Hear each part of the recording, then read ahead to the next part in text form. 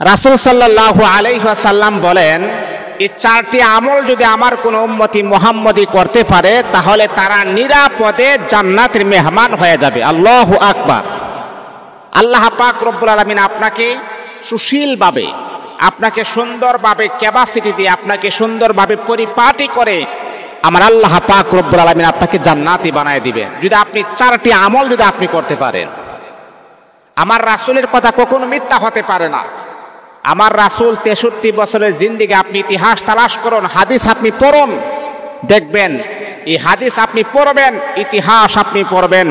এই যে ইহুদি, খ্রিস্টান, বৌদ্ধ, নাসারা, তারপরে মক্কার যে বড় বড় কাফের ছিলেন, লিডার ছিলেন, তারাও বলেন আব্দুল্লাহর বেটা মুহাম্মদকে একবারও আমরা দেখি নাই যে সে মিথ্যা কথা বলতে। হায়রে, মানুষ তো মানুষকে হাসানোর জন্য মিথ্যা কথা বলে, মানুষ তো মানুষকে কাঁদানোর জন্য মিথ্যা কথা বলে, কিন্তু আব্দুল্লাহর বেটা মুহাম্মদকে আমরা লক্ষ্য করে দেখেছি হাসানোর জন্য মিথ্যা কথা বলে না, কাঁদানোর জন্য মিথ্যা কথা একবারও তার জবান থেকে আমরা শুনি নাই। এই কাফেররা আল্লাহর হাবিব বিশ্বনবী মুহাম্মদুর রাসূলুল্লাহ সাল্লাল্লাহু আলাইহি ওয়াসাল্লামের নাম তারা আল আমিন দিয়েছিলেন। এর মানে হচ্ছে চরম বিশ্বাসী।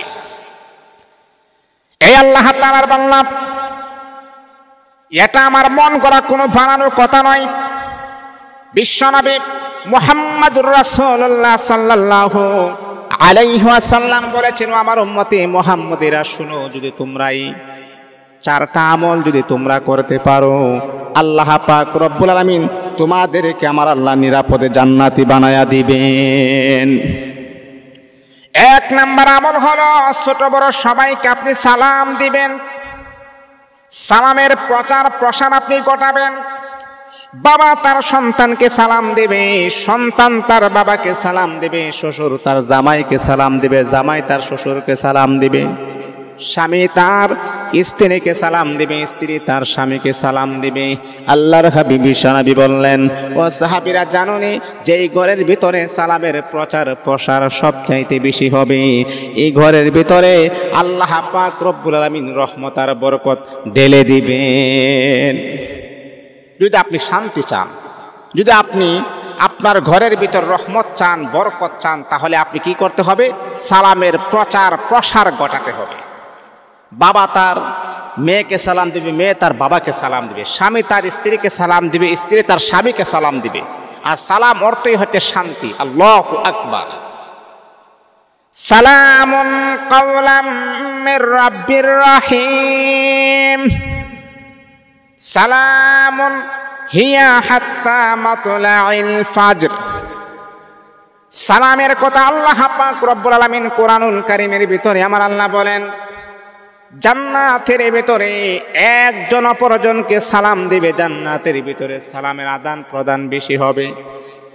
ও দুনিয়ার মুসলমানেরা, সেই জন্য তোমরা দুনিয়ার জমিনের ভিতরে যদি জান্নাতি হতে চাও তাহলে একে অপরকে সালাম দাও। আল্লাহ পাক রব্বুল আলামিন তোমাদের জীবনের গুনাহ কি আমার আল্লাহ মাফ করে দিবেন। তাহলে এক নাম্বার হচ্ছে সালামের প্রচার প্রসার ঘটাতে হবে। এটা হচ্ছে এক নাম্বার যদি আপনি নিরাপদে জান্নাতে যেতে চান। দুই নাম্বার হলো গরিব দুঃখী মেহনতি মানুষদেরকে আপনি খাবার দাও, খাবার দান করো। যেহেতু আল্লাহ পাক রব্বুল আলামিন আপনাকে আমার আল্লাহ টাকা পয়সা ধন দৌলত ব্যাংক ব্যালেন্সের মালিক আমার আল্লাহ বানাইছেন, ও মুসলমান, যেহেতু আল্লাহ পাক আপনাকে স্বাবলম্বী বানাইছেন, টাকা পয়সার মালিক বানাইছেন, অধনাঢ্য ব্যক্তি আপনার আশেপাশে যারা গরিব আছে, অসহায় ব্যক্তি আছে, তাদের মুখে আপনি খাবার পৌঁছায়া দেন। আপনি তো প্রতিদিন ভালো পুরা খাবার খাইতে পারেন, কিন্তু অনেক অসহায় গরিব আছে, তারা বছরে একবারও ভালো খাবার তাদের কপালে জুটে না।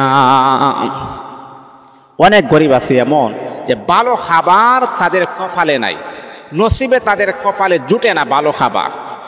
এই জন্যে আপনাকে যেহেতু আল্লাহ পাক স্বাবলম্বী বানাইছেন, টাকা পয়সার মালিক বানাইছেন, এই জন্যে আপনি তাদের জন্যে খাবারের ব্যবস্থা করবেন, তাদের জন্যে ভালো পুরা রান্না করে তাদের খাবারের ব্যবস্থা আপনি করে দিবেন। দেখবেন আল্লাহ পাক রব্বুল আলামিন আপনাকে আমার আল্লাহ জান্নাতি বানায় দিবেন। ও দুনিয়ার মুসলমানেরা, তিন নাম্বার হলো রক্তের সম্পর্ক বজায় রাখতে হবে। যদি দুনিয়ার জমিনের ভিতরে আপনি হায়াতের ভিতরে বরকত চান, মালের ভিতরে বরকত চান, সম্পদের ভিতরে বরকত চান, তাহলে রক্তের সম্পর্ক আপনাকে বজায় রাখতে হবে। রক্তের সম্পর্ক আপনাকে ঠিক রাখতে হবে। পয়গম্বর বলেন, তোমার চাচার সাথে তোমার সম্পর্ক থাকবে, তোমার মা বাবার সাথে সম্পর্ক থাকবে, তোমার খালার সাথে সম্পর্ক থাকবে। রক্তের সম্পর্ক যারা বজায় রাখবে, পয়গম্বর বলেছেন তার হায়াতের ভিতরে আমার আল্লাহ বরকত নাজিল করে দিবেন। এই জন্যে রক্তের সম্পর্কগুলাকে একদম বরকতপূর্ণ রাখবেন। আপনার চাচার সাথে আপনি কথা বলেন না, এটার নাম কিন্তু মুমিনের লক্ষণ হতে পারে না।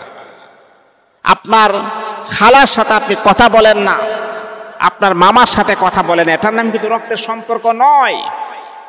তাদের সাথে আপনার সম্পর্ক থাকতে হবে, গভীর সম্পর্ক আপনার থাকতে হবে, গভীর সম্পর্ক থাকতে হবে।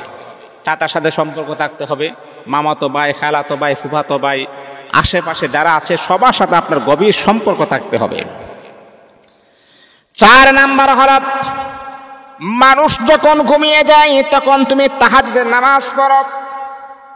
দুনিয়ার সব মানুষ যখন ঘুমিয়ে যাবে, রাতের আঁধারে অন্ধকারে দুনিয়ার সকল মানুষ যখন ঘুমিয়ে যাবে, তখন কিন্তু আল্লাহ তাআলার বান্দা আপনি কিন্তু তাহাজ্জুদের নামাজের মুসল্লায় দাঁড়িয়ে যান। মালিকের কাছে নিজের প্রশ্ন মালিকের কাছে বলেন, রব্বুল আলামিন, আয় আল্লাহ, জাহান্নামের আগুন সহ্য করতে পারবো না। মালিকের তোমার কাছে আমি জান্নাত চাই। আল্লাহ, জীবনের গুনাহ তোমার কাছে আমি হাজিরানা পেশ করেছি। ও মালিক, তুমি তাকিয়ে দেখো, দুনিয়ার সব মানুষ ঘুমিয়ে গিয়েছে, এমনকি পশু পাখি পর্যন্ত ঘুমিয়ে গেছে। আল্লাহ, জাহান্নামের ভয়ে জান্নাতের আশায় আমার 2 চোখে ঘুম আসে না রে মাওলা। রব্বুল আলামিন, আল্লাহ তুমি আমার গুনাহকে মাফ করে দাও। আয় আল্লাহ, জীবনে অনেক অন্যায় করেছি, অপরাধ করেছি, আল্লাহ ক্ষমা করে দাও। ও মালিক, আর জীবনে কোনোদিন অন্যায় করব না, অপরাধ করব না। ও দুনিয়ার মুসলমানেরা শোনো, এই 4টা আমল যদি আপনি করতে পারেন, তাহলে আল্লাহ পাক রব্বুল আলামিন আপনাকে নিরাপদে আমার আল্লাহ জান্নাতি বানায় দিবেন। আপনি জান্নাতের মেহমান হতে পারবেন। ও মুসলমান, যদি জান্নাতে যেতে চান, অবশ্যই আপনাকে 4টা আমল করতে হবে। এই 4টা আমল করলে আল্লাহ পাক আপনাকে আমাকে ক্ষমা করবেন, এমনকি আপনাকে আমার আল্লাহ জান্নাতি বানায় দিবেন।